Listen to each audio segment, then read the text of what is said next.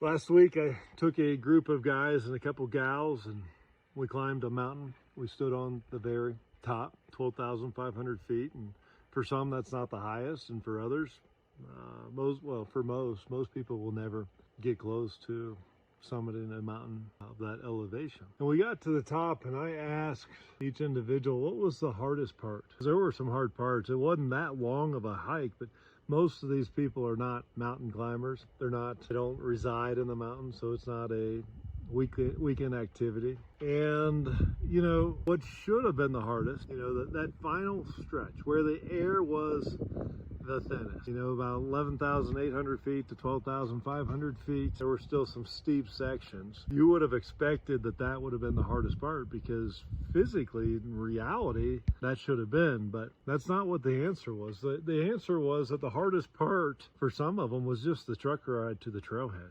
overcoming the fear and the questions of whether or not they could do it. For others, it was, that first quarter or third or halfway, where they're feeling the elevation, their lungs are burning, their legs are like jello, they're experiencing pain and struggle like they never experienced before, and they want to quit. But there's something so incredible about the finish line. When we can see the end in sight, it gives us hope, and we just keep going. I'm reminded of the story of Peter when Jesus calls him out of the boat. And Peter steps out on the water.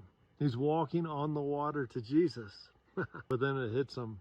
The reality of the situation. Wait a second, I'm walking on water? And he takes his eyes off of Jesus and he looks down, and immediately he begins to sink. Gosh, isn't that like our lives? If we could just stay more focused on Jesus, we'd be better men.